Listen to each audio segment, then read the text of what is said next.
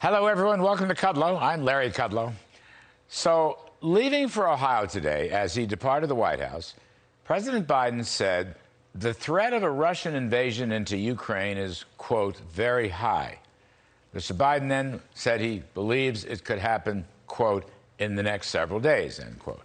And then he added, every indication we have is that they're prepared to go into Ukraine, attack Ukraine. All right? That's just a few hours ago. Now, my question, why would he say that? What's the point? No one really knows when the attacks are going to come. Earlier this week, the White House said Putin would invade yesterday, meaning Wednesday. Didn't happen.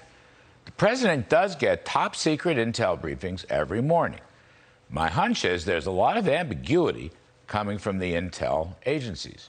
You know, these assessments are always put in terms of probabilities. There are often disagreements among the intel agencies when they brief the boss. But if the president is suggesting that Russia will go in maybe this weekend or whenever, he's basically saying his diplomacy has failed. Or if he's truly convinced that Russia is going to invade imminently, why wouldn't he be taking additional steps immediately to stop it?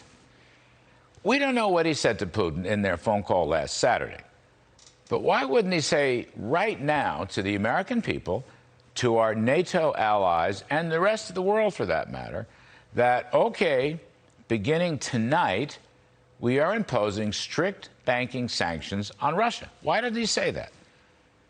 Imposing sanctions on their central bank and their large commercial banks, they will all be prevented from any dollar-based transactions on the global SWIFT transaction system.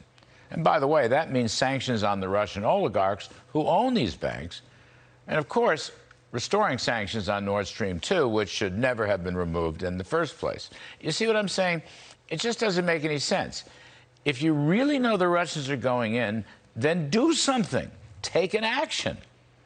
Now, I believe these sanctions should have occurred right at the beginning of this drama months ago, but even now, the U.S. looks more and more like a paper tiger.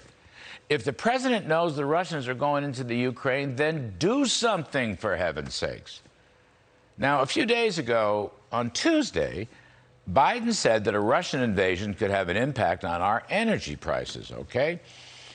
We don't know whether that's with or without sanctions, but then he said, we are taking active steps to alleviate the pressure on our own energy markets to offset rising prices.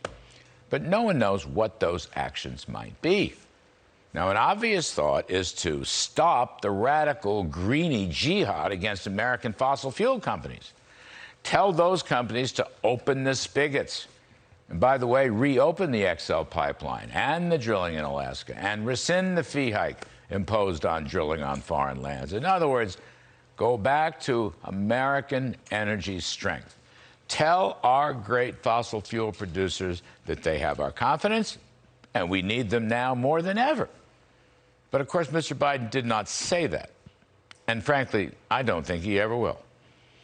Oil prices, as you know, are well above $90 a barrel, and they're climbing. It's a bull market. Incidentally, today, gold prices jumped big time.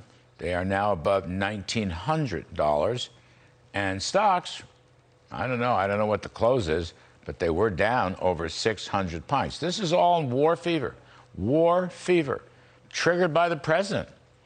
In other words, the president here is communicating weakness. He's communicating uncertainty. And despite these action promises he keeps making, he has failed to take any action. His entire communication strategy is baffling, and it's undermining American strength, and it's undermining the American economy. So I think it's a very sad state of affairs. And that's my riff for this evening.